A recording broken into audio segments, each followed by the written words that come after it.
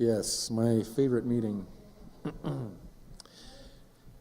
That same month, I was told that I was going to be meeting with the Draco Alliance. And the Draco Alliance, the people I was going to meet with were a Draco White Royal and some of the insectoids that were there with the Draco White Royal.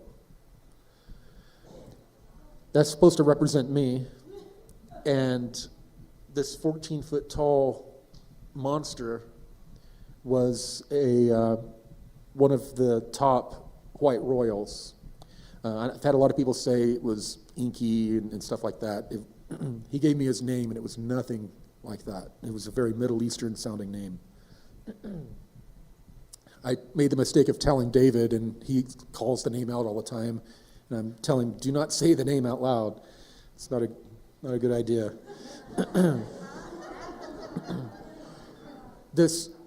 What sticks out the most, beyond how invasive this being was when it interfaced with you, was the smell. It was kind of a musky urine smell. It was horrible. And there were, I thought there were 6, but Gonzalez said there were 5 women that were there that were obviously slaves. And as we left, we were able to bring them with us as a part of, as a good faith towards the negotiation they were trying to get us to take to the SBA. They were human girls, yes. They were all blondes. I was taken by a different shuttlecraft to I'm believing it was somewhere in the southwest United States. From the top of we landed on the roof of a hotel, an abandoned hotel, and looking out, I could see a desert environment. We went down an elevator that, just like in the movies, a glass elevator in the front, and you look down, and it's kind of like one of those garden hotels. And as we were going down, we could see all these beings standing out below us and it was just a very ominous feeling. You were getting closer and closer and closer to them. And these are obviously very evil beings.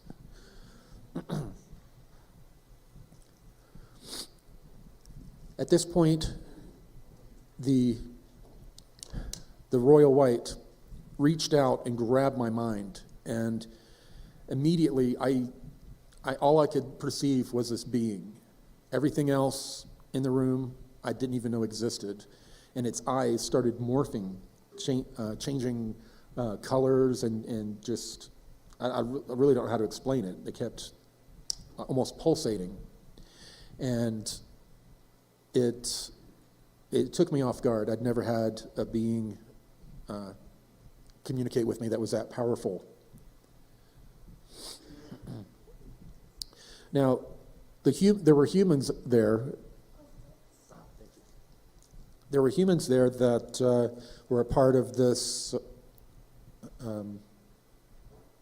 committee of 200.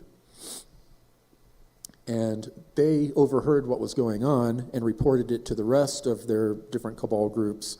And this caused, for a short time, a huge uprising among the cabal, because this white Draco offered to leave all of their lower caste and human servants in the hands of the global authorities if they were allowed to leave from our solar system. So this was seen as a major betrayal by a lot of these cabal groups and other non-terrestrials that are a part of this alliance. Yeah, I was lucky enough not to be the one that delivered this news, but the request was denied, and I refused to ever meet with another one of these beings ever again. And not too long after Gonzalez had the same experience as I did, he thought that I was exaggerating the power of this being, and it took 3 days to get over this etheric hangover that this being gave me. It was a massive headache all to the back of my skull. And then Gonzalez ended up having the exact same experience.